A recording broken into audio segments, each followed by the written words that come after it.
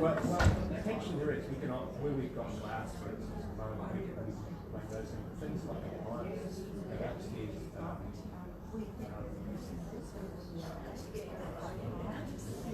working or not working?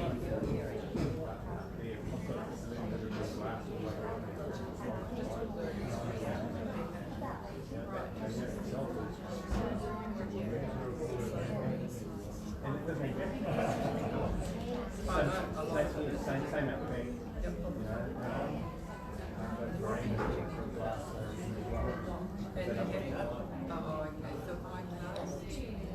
Because you don't affect the heritage value. Yep.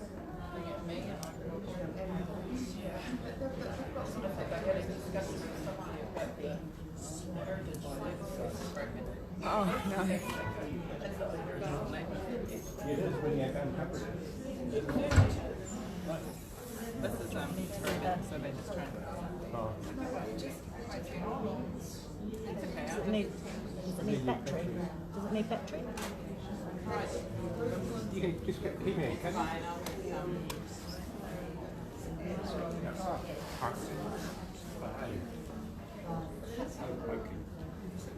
I will sort of ask to pick up a couple. Yeah. Stages. Kia ora. Kia ora tātou.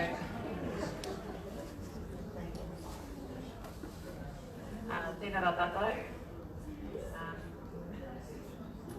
Ngā mihi ki a koutou. Hui mai nei, tērā nei. Tēnei, oh, it's cutting in and out. Ki tēnei kōrero e pāna ki tēnei whare whakaari ko te Sir Howard Morrison Performing Arts Centre. Nau mai. He uri tēnei no te arawa waka, I te taha o tōku pāpa no Ngāti Pukiao, no Ngāti Te Tākinga, I te taha o tōku māma no Ngai Tūhoi, no Ngāti Kahungunu ki Wairua. Ko Cian, Elyse White tōku ingoa, ko au te kai houtu o tēnei whare whakaari. Ai, tēnā tātou katoa. Kia ora everyone. Can everybody hear me okay up the back? Clear? I can see all the photos from me. You can hear me? Yes. Cool, great. Just bear with us. We've had a few technical difficulties, but now it seems we're going well. Kia ora to everyone on the Facebook live streaming. I would encourage you all, if you have the event loaded in your phones, to share it as well with people, because we're live streaming today. I'd also just remind you that we have our happy or not machines at the back, so just at the end, if you could quickly spend some time and give a review there, that would be really helpful for us to see how these talks are going and how valuable it was for you today. So as mentioned, my name is Cian Elyse White. I was born and raised in Rotorua, born on Hospital Hill at the Rotorua Hospital up there, and I went to St Michael's Primary and John Paul College. Post high school, I went on to study at Toi Whakaari New Zealand Drama School, which is a specialist performing arts school in New Zealand. And I graduated with a Bachelor of Performing Arts in screen and stage. Since then I've worked in theatre, TV, film for the past 10 years. And I also did a postgrad year at Waikato in Te Reo Māori, so it's Te Tohu Paitahi was the name of the degree. So for the past decade, my passion has been in performing arts, Te Reo Māori and the Rotorua community. In November 2018, I was successful in my application to the council for the performing arts director role. So since then, I have been working on programming various festivals and performing arts and art activations around Rotorua, and for Rotorua, the wider region and the nation. And actually this has been one of my projects as well. And now with all of the festivals, some of you may have gone to the Rotorua Festival, Fringe Festival. This is now going to be my focus moving forward alongside a team which includes Stuart Brown, who's my manager, Joe Doherty, and obviously there are existing Sir Howard Morrison Performing Arts Centre team members as well, Jolene Elliott, who is the GM of the EC. We've got Vanessa Price in the house today, we've got Paul Van Meert. So all of these people have contributed greatly to the legacy and to the new plans for this space. So I'm here today just speaking on behalf of the many who have contributed to this wonderful project. Kui anō. Today I'll be focusing mostly on the performing arts spaces, and I'll be talking a little bit about the seismic assessment and where we're at with that, and just also I'll be looking at the timeline. So where we've come from, where we started at the end of 2016, where we are now, and where we're hoping to be in the next year and a half to 2 years. At the end there will be a Q&A, so please feel free to stay around before you give your feedback on the happy or not machine. Doing good, I'm taking all of the things that I need to talk about, getting lots of smiles. Here we go. So just before I move on, this obviously is an image of the current proposed design for the exterior, for the entranceway of the Sir Howard Performing Arts Centre. What's exciting about this is that actually this new design, or the current developed design, is looking at revisiting the heritage materials, the heritage aspects and the bones of the building, which we're going to discover started as the Regent Theatre in 1940. And here we are, the whakapapa, the history of the Sir Howard Centre. You might notice that I use the Sir Howard Morrison Performing Arts Centre and sometimes the Sir Howard Morrison Centre. We're currently working with the whānau and also our advisory committee and the team around the ops brief and also how we're actually going to present our space and how we're going to name it. And there is some feedback around the name being quite long and wordy, so yeah, we're still going through a consultation process around the name. So yes, as you can see, this this was taken at the opening of the Regent Theatre in 1940 on July 26th, Stuart's birthday, he pointed out earlier. As you could see in the previous image, that actually we're revisiting this whole entrance area. You're going to be able to see, you know, the same shape and the formation up there in the front in the entranceway. So yeah, it's really exciting to be having that in our new design, and I've got some more as well here. So just a little bit of background about the land that this facility sits on. This land was gifted by Ngāti Whakaiwe back in the early 1900s in the heart of Rotorua city, so in the CBD obviously. There was a ceremony to lay the foundation stone. It was performed by Reverend S.A. Bennett, so a famous Rotorua Te Aroa whānau, Bishop of Aotearoa and Ngāti Whakauē Chief Te Naira Te Haukotuku. It was designed by architect Edmund Anscombe in a Spanish mission style, and the centre was opened, as I said, on the 26th of July. It combined under one roof at this time the municipal offices, museum, Vara Library, concert chamber, and a picture theatre, which my dad fondly remembers going to, frequenting as a youth. So yes, that's the original bones there of the Regent. Post the Regent, you'll all know we had the Rotorua Convention Centre, which was the first space that I performed in, and I was 5 years old, for the kapaka, the regional primary school kapaka competitions.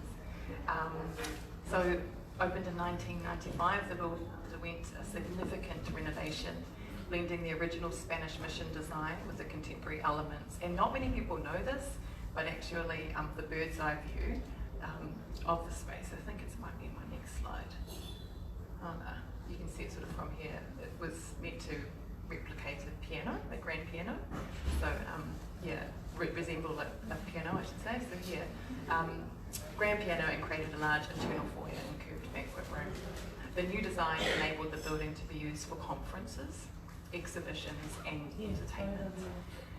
In 2010, a major upgrade to the stage house and backstage changing rooms was completed, and many of you here contributed to that. I'm seeing Joanne in the audience, and there are many others as well. The Thurstons were a part of contributing to the 2010 major upgrade. Backtracking a few years to 2007, the Energy Event Centre, which is down on Queen's Drive, that opened. And so it meant that some of the business events that the Sir Howard Morrison Performing Arts Centre was taking at the time could actually go to the EEC, so that this facility had a performing arts focus. By this stage, the convention centre was starting to get a little bit tired, and the usage of the venue had started to decline. The decision was made to repurpose the building as a performing arts centre, and in September 2014, the venue was renamed the Sir Howard Morrison Performing Arts Centre in honour of one of Rotorua's performing arts legends. Sir Howard Leslie Morrison, OBE, who passed away in 2009, and obviously everyone here knows who this great man is. Rotorua born and bred, Sir Howard Morrison became one of our most beloved New Zealand entertainers who helped bring Māori culture to the mainstream of New Zealand society. In 1956, announced the arrival of the Howard Morrison Quartet, an entertainment phenomenon of New Zealand that had sold out concerts, hit records, and forged the singing careers for 4 Māori boys of New Zealand entertainment history. So, that obviously it's fantastic that we're able to honour the legacy of Sir Howard Morrison, and also work with the family to, I suppose, imbue our centre with his story and the contributions he's made to performing arts in Rotorua and Rotorua, and actually for New Zealand. So I'm just going to move on now to the seismic assessment. So, post the earthquakes in 2016, a detailed seismic assessment began. Becca were commissioned by the Rotorua Lakes Council to undertake this assessment. Following their extensive investigation, the final assessment rated the building at a 25% MBS, which is a new building standard.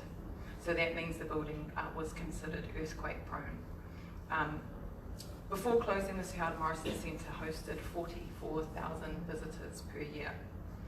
Because of its high level of public use, it has an important level 3 IL3 building classification, which means that in the event of failure, there's considered to be high consequence for loss of life, great economic, social or environmental impact. The results of the detailed seismic assessment indicate the building's seismic rating to be 25% as mentioned. So what we're hoping for is, here's just a little bit more context. So just to talk about the earthquake-prone status, for those of you who are unaware of it, buildings with MBS ratings of more than 34%, but less than 67% MBS are considered to be earthquake risk buildings. Buildings with a seismic rating less than 34% MBS are considered to be earthquake prone. So with a rating of 25%, Sir Howard Morrison Performing Arts Centre was an earthquake prone building, and this needed to be acted upon immediately. At the end of this phase, when the building opens, we're aiming for an 80+% MBS rating, which is obviously what's needed for a facility that has so many people. What does the centre need to deliver? Howarth HTR were engaged to develop a business case for the Sir Howard Morrison Performing Arts Centre. So when the business case was developed, the outcome of the business case was key objectives that we need to look towards before sort of opening for business.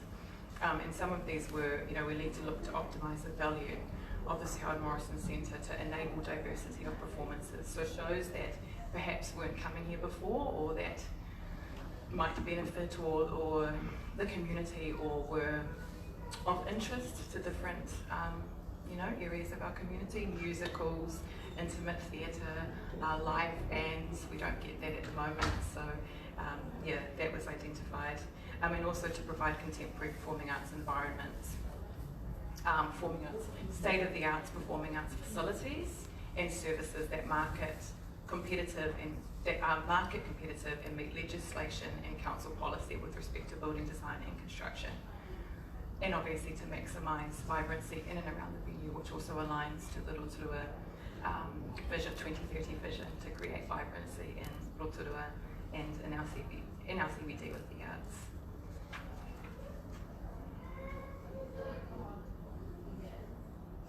So some of the critical success factors identified from those objectives and the outcomes of the Howarth business case were options of how we can open and what we could use the space for. So again, we needed to make sure that it was a strategic fit with our Vision 2030, the Rotorua way. We needed to ensure that it was value for money, that it was achievable with the objectives that we had, and that hire-as promoters had the capacity to deliver, so that it was a fit for purpose space for the current touring parties, and that it was also affordable once it was open. So these are some of the options that were considered, and they range from, what do we do? We've got a closed building, shall we keep it closed? Shall we open it? Shall we open it again and create a whole new purpose for it? How can we maximise on the potential we had here for the future of this building? So some of the options were, look, we complete what's required, which would be the seismic strengthening, and open the building as was. We demolish the existing building and replace it with a new facility. Seismically strengthen the whole building and upgrade the concert chamber, foyer and banquet room. Seismically strengthen the whole building and upgrade the concert chamber and foyer, replace the banquet room with a fit-for-purpose flexible performing arts space. Option 5, plus upgrade and extend the Civic Theatre to 1,000 seats. Option 4, plus upgrade and extend the Civic Theatre to 1,000 seats. And the recommended option was option 6A, which we see here, option 4, plus upgrade and extend the Civic Theatre to 1,000 seats. We felt that it met all the key objectives and critical success factors. So we adopted this for the stage 1 of the rebuild project. Replacing the banquet room with the purpose-built performing arts space, although a desirable option, it will be considered as a stage 2 project if and when funding allows for the future.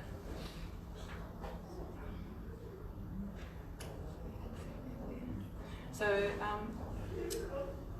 this is how our funding was received. So recently, I think it was in June or July, the final announcements were made around, we received New Zealand Lottery grant of $5.2 million, which helped us to achieve our, take us over the line and get us fully funded. Of course, the Rotorua Lakes Council with their contribution, and Sir Owen Glenn and the Glenn Family Foundation. Sir Owen Glenn was a very close friend of Sir Howard Morrison and the family, so yes, he was, and he actually came here to announce the $3 million contribution that he would be giving to the centre. And then obviously you've got the wonderful Rotorua Energy Charitable Trust, who's helped the museum as well and given a significant contribution. NZCT, Ngāti Whakaue Trust and One Foundation, which takes us to our fully funded project to $22.5 million. And this is a diagram communicating the project progress. So as you can see, I don't have a pointer, I keep wanting to use it as a pointer, but we're here, so we're just finishing off the detailed design phase, and deconstruction will start soon. So we're sort of thinking now, between now and December, so yeah. And then we're moving into the tender process, architectural, structural and mechanical services design and technical specifications complete now as well, so this is all happening